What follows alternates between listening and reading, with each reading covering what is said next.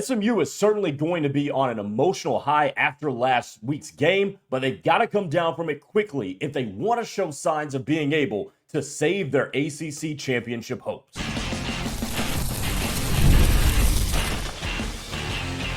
You are Locked On SMU, your daily podcast on the SMU Mustangs, part of the Locked On Podcast Network, your team every day.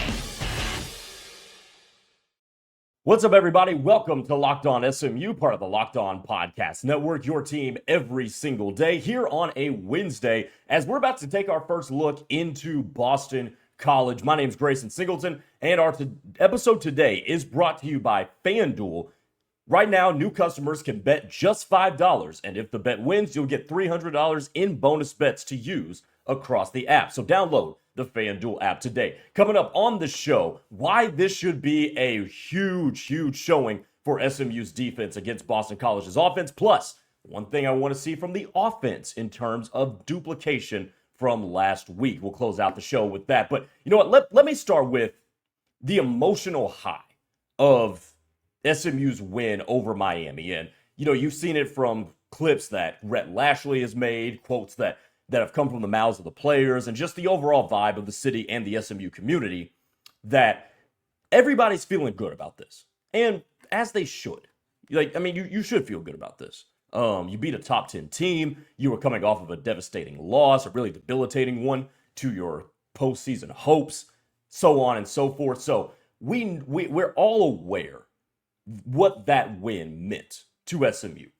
But at the same time, now you have to ask the question, and I waited till Wednesday to do this, so we could enjoy the win Saturday and Sunday, and Monday and Tuesday as well. But now, as you turn the page, because you're in the middle of the week, the page should be turned by now. I think every football fan agrees on that.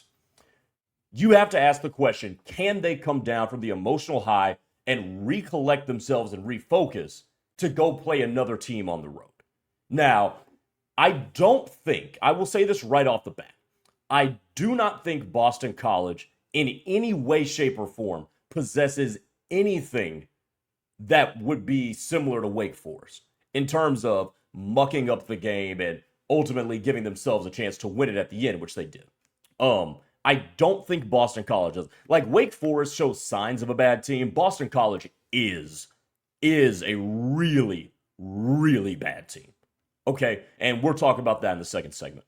But I do think, though, going on the road, on a flight, cross-country, after a win like that, can certainly present some pitfalls. There's a good chance SMU sleepwalks into that game against Boston College. But here's what I'll say. This game tells you a lot about the leadership of the team. And that's coaches, and that's leadership on the player side as well. A game like this will show you a lot. It's going to show, let's start with the coaches. It's going to show how well coached this team is. Can Rhett Lashlee get the guys to say, hey, that happened. It was great. We had a good time. I got paid. You all probably are going to get paid at some point off of something like this. Now we got to turn the page. Right. And that's something you'll be able to tell within the first half of the first quarter of Saturday's game against BC. Is whether or not they turned the page quickly enough and were able to refocus. On the player side, it's the same thing. They've got to hold each other accountable to being sharp, to being detailed and focused, not taking any shortcuts and resting on the laurels of beating a top 10 team. Because especially for a team whose season has gone the way it has, where you lose to Baylor, you lose to TCU in the non-con, your Super Bowl, so to speak, in a way, could have been that Miami game. And you also have the backdrop of the fact that you went to Clemson and beat them too. Okay, so there is a reasonable assertion here. It is reasonable just because of human nature. This is not directed at any individual player specifically. I'm talking about human nature here. That, you could say, oh man, we accomplished all this. We're feeling ourselves now. And that lasts too long, right? So it's going to be up to Coach Lashlee, and it's going to be up to the individual position coaches and the leaders on the team, too, the captains, to snap everybody out of this and say, yo, we still got more football to play because we still got more to play for, right?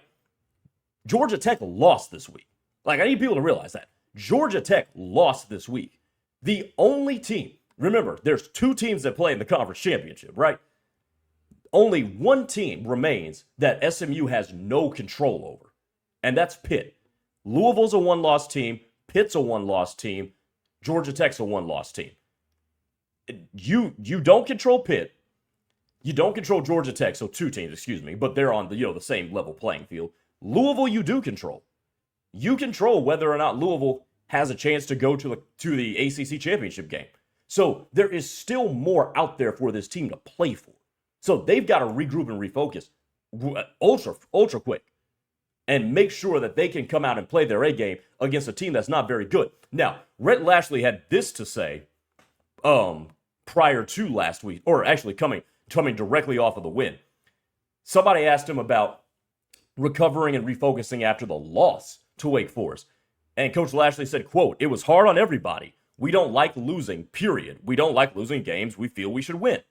We do what we always do, take Sunday off, gives the players a space to breathe. Then we start working. It's painful after a loss, but it helps you move on. We came back Monday morning, had a short staff meeting, then met with the team. We talked about the disappointment, but also about the opportunity in front of us. We visualized playing well and winning all week, and the guys got better each day." You would have to duplicate that. Like, don't stray from it. In the wins and the losses, that's a good approach to take. Compartmentalize what just happened. Let's meet with the staff and let's meet with everybody. And we got to turn the page, because yes, it's a bad football team, but we live in a world where getting into the postseason is subjective. You gotta look good, right? Like, the analysis of college football is so much different than the NFL, because the NFL is just win losses and it's just that.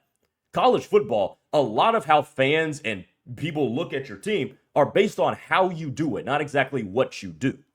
So if you can come in and be refocused and go out and hit Boston College in the mouth on the road, that's gonna tell a whole lot about your team. It's gonna tell a whole lot about your culture. It's gonna tell a whole lot about your coach. There will come a time at the end of this season, however it ends, where you can look back and say, damn, we went to Clemson and knocked them off. However poor that they had played up until that point. We had Miami in the house on homecoming, and we knocked them off. There will be a time to reflect on all of that. Now is not the time to do it for more than 24 hours, because you got another football game to play. And I'll tell you what, you want people to start feeling better about this SMU team, go to Boston College and whip their you-know-what, because they're a bad football team. Go to Boston College and show the ACC that, yeah, we just came right off of this, and we're going to be just fine. And we can go win this game, 34-10, 34-13, hell, 35 to whatever. Like, we can comfortably and decisively be the better team. Go out and show that. And I think people start to maybe think, SMU might have a little bit of a chance here. But you can't come out and look flat-footed and look like the win over Miami is supposed to carry you to another win, because that ain't how it works. That's not how it works in college football. But I think Coach Lashlee is the coach to be able to get these guys to refocus, because he just did it last week. And if not, by the way, here's the thing with Lashlee. With that quote there, he said, I've got the blueprint to making sure that we focus for the next week. Right? Like, he said it. Like, we have a process. We know how to get the guys to refocus for the next week coming off of a loss. If you can't do it coming off of a win, that's an indictment on the coach. Is it not? Is it not? We can handle losses positively and turn them into something good, but we can't stack success. Now, SMU has shown that they can stack success. Hell, they went 8-0 in the regular season in conference play last year. But can we stack success on top of really big successes? That's going to tell a lot. We're still learning about this dude as a head coach, even though we all like him. And we're still learning a lot about these guys and this iteration of SMU Mustangs football. We're going to find out something else in the first 7 minutes of the Boston College game on Saturday. Speaking of the Boston College Eagles, let's talk about them, because I found something that was startling about this team as I started my dive into BC. We'll talk about that next on Locked On SMU. We're brought to you today by FanDuel. The NBA is back, and there's no better place to get in on the action than FanDuel, the official sports betting partner of the NBA. If you missed the start of a game or want to ride the hot hand, FanDuel has live bets on everything, from who will score next to who can make a fourth quarter comeback. Plus, you can even combine your live bets into a same game parlay for a shot at an even bigger payout. It keeps every game exciting, especially when your team's making that late push. Right now, FanDuel is giving new customers $300 in bonus bets when your first $5 bet wins. So head to FanDuel.com to sign up and play your game with FanDuel, the official sports betting partner of the NBA.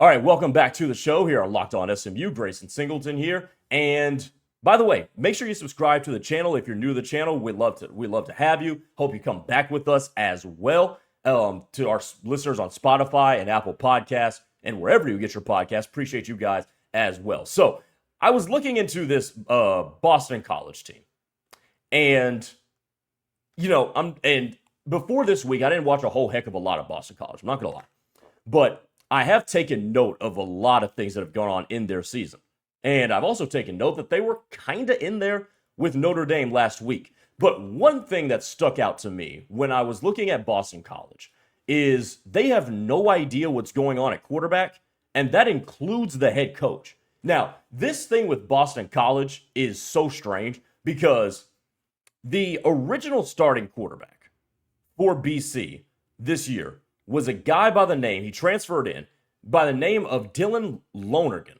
I hope I pronounced that right. Now, Lonergan started his career at Alabama, where he was recruited by none other than Bill O'Brien. Bill O'Brien takes the head coaching job at Boston College. Dylan Lonergan follows him there after he never sees the field at Alabama.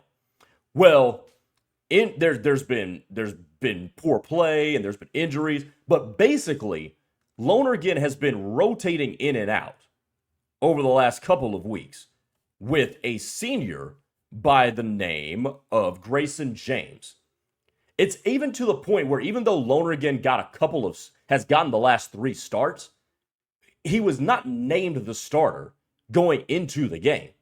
And not only that, he only started the game against Notre Dame for a quarter and a drive after that before he was yanked by Bill O'Brien. So they have no idea what's going on at quarterback, except for the fact that neither of them are good, right? And the raw stats back that up. And I can tell you about what the coaches think because of what the coaches are doing. But the raw numbers speak for themselves. Lonergan, 9 touchdowns, 4 picks. He's taken 10 sacks. The offense has been ineffective with him behind center. Grayson James, 57% completion percentage, 7 touchdowns, 5 picks, and he's taken 15 sacks. Like, this is just a bad operation. But to flip this to SMU side, after giving you that background, boy, this defense should dominate, man. I mean, you would think. I mean, you've got quarterbacks that take sacks, and either they get sacked or they take sacks. The sacks are not always a quarterback stat. Sacks are not always an offensive line stat. I 100% believe that. But for whatever reason, they can't do that. In terms of running the football, they're not very effective at that either. Now, a lot of that has to do with the fact that they play behind the chains because of sacks. But 2.9 yards per carry, not really impressive there. Like, this offense is not very good, however way you slice it. And I know football, when it's a bunch of grown men, you can't project gaudy numbers. Like, I can't say, SMU, go get 8 sacks and go get 4 picks. Like, that's probably not going to happen, right? But this SMU showing should be pretty good. And this should be a game where these guys start to get some confidence, get some more turnovers. I will say that. You absolutely should be able to get turnovers off of this team. They're -7 in the turnover differential this entire season. I mean, just bad. I mean, the more I'm talking, the more I'm convincing myself more and more that Boston College might be the worst Power 4 team in the country. But the reality of this situation is that, especially if Cam Robinson can go, and heck, maybe you hold Cam Robinson out for one more week. This is a defensive line that held its own late in the game against Miami. Held its own. So you should be able to, even without Cam Robertson, with Turbo and DJ Warner and some of the other guys, Ja'Kai Lang, that they're working in there along with the DTs with Mba and Webb. You should be able to have a dominant day against this BC offensive line, with or without Cam Robertson. So I'm not too concerned about that. And quite frankly, I would err on the side of him not playing if you really don't need him. Schools do that all the time. So that I'm looking at that. I'm also looking at this linebacker group starting to rotate in more and more guys that can be effective, right? We talked about Brandon Maizono in Tuesday's episode, but Alex Kilgore has gotten better and better and better as he's gotten healthier and then more acclimated in the defense, and he's gotten just more reps as the season's gone on. Zakai Barker starting to slide in there and be all right. Brandon Booker, we know, I said a couple weeks ago, he needs to get more PT, and Brandon Booker has not disappointed too. Medlock is still going to be out for a couple of weeks, but the reality of the situation is that you're sitting okay in terms of depth defensively. So this could be a day where a lot of guys see a lot of success against a team that just really has no compass when it comes to the leadership of its offense. So what does that look like? What does it look like? Well, let's see. BC should get no more than 270 yards against this defense. No more than 270, and I might be slightly generous with that. I could probably push it to 255, 260 and say, hey, they shouldn't get more than that. Not with this quarterback situation. And how about 2 or 3 turnovers? If you hold Boston College to less than 260 yards and you get 3 turnovers, A+ day for the defense. A+ day for the defense. Because at that point, you're not surrendering a lot of sustained drives, and you're not going to surrender a lot of points unless the offense puts you in a situation where they're already in field goal range. And here's my reference point for this, by the way. The reference point for this is the Wake Forest game, where SMU's defense did its thing. Now, I don't believe they held Wake Forest to that few yards. I'll go ahead and get to the box score of this one here. But in terms of, they only gave up 13 points. And if you take out the offense giving them to Wake Forest in scoring territory, that drops to 10. So the defense has shown that, we can actually do this against teams that we know are just terrible. So 301 yards of total offense would have ended up with, but it didn't feel like that, obviously. But if they can build upon that and get 3 turnovers, they got 5 against Wake Forest. Offense just never really capitalized on it. We should be in for another really good performance by this defense. And this defense is coming off of an A- performance against Wake Forest. The Miami game, B+ performance. I thought the defense was good. Their tackling has gotten better, especially in the secondary. And they'll be able to heat up the quarterback this week. Like, they're going to heat up the quarterback this week. No doubt about it. You can book that. So I look at this as a situation where I like what the defense can bring this week. I like the matchup, and the defense should be able to really eat against Boston College this week. Hey, by the way, I believe on Thursday's episode, we're going to have AJ Black from Locked On BC on with us to do a crossover leading up to this show. So you'll want to stay tuned for that as we discuss that matchup. But coming up next, duplicate this.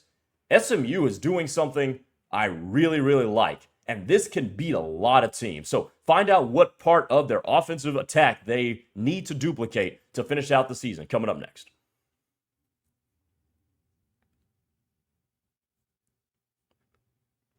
All right, one more segment here on Locked On SMU here on a Wednesday. Grayson Singleton here with you. And, one of the things that I said that SMU really needed to get going was the quick game against Miami. I thought it was going to be a good way to beat Miami. I thought Louisville did it well.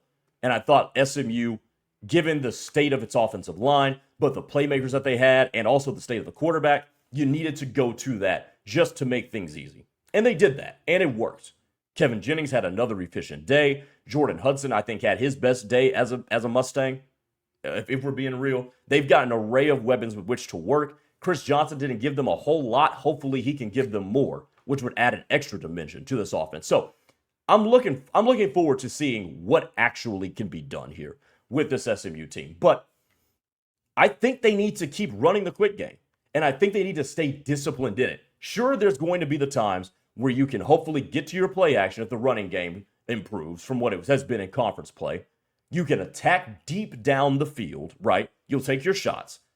But this offense needs to be predicated on the quick game. Because here's the thing about the quick game, too. I know a lot of people say, well, shouldn't your offense be predicated on running the football? Okay, all good and fair. Like that is a traditional way of looking at that. But let me present this to you. And I've learned this through talking to the coach of a high school that I cover as well as part of my job. When your quick game is going strong, especially with the amount of space that people play with, if your quick game is going strong, where you're getting out to the perimeter and guys have to tackle in open space, it's going to spread out your defense or the opposing team's defense, which means you'll have lighter boxes to then run the football. And it probably doesn't seem like a rocket science concept of football, but I do think it's one that is sometimes overlooked because of how we've been taught the game of football. Run the ball to set up the play action, and that's what makes you multidimensional, and that's what keeps defenses off balance. But sometimes the reverse can work in a similar way.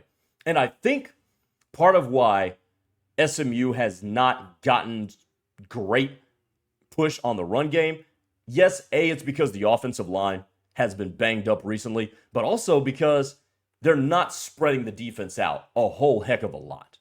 So I think if you can spread the defense out and show that, hey, you're not going to be able to commit 7 guys to the box, you better make sure that your fifth defender, and when I say the fifth defender, I mean either that fifth DB or a third linebacker, you got to be out kind of wider than you originally would want him to be. I think that's when that can start to get a little bit better. So I would run the quick game to death. I would make that the foundation, the DNA of my offense if I'm SMU, because just the way they're trying to run the ball right now, it's just not going to work. So instead of establish the run right off the bat, establish the playmakers. Like establish Yamir Knight and Jordan Hudson and RJ Maryland and Matthew Hibner, if he can go in whatever capacity you can reasonably get good production out of him at, right? Like establish those dudes. Romello Brinson, maybe get Jalen Cooper a little bit more run. Having Chris Johnson Jr. back, I think would help with something like this. But establish those dudes because you're going to take pressure off of the offensive line to constantly go one-on-one with the opposing team's D-line. And you're going to take pressure off Kevin Jennings, who is playing injured. Like, not hurt. He's playing injured. So the more people you can take pressure off of and just tell those guys, hey, just go be athletes, right? Go be a better athlete than somebody else in open space. I think this SMU offense gets a lot better. And their offense is the most efficient.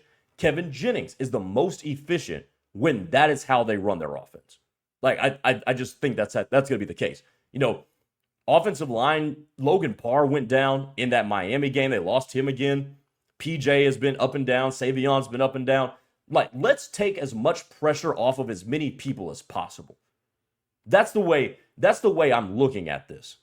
If I'm SMU, just because as a head coach and a play caller that Rhett Lashlee is, your job is to make things as easy for the dudes to succeed as possible, as easy as it is for them to succeed.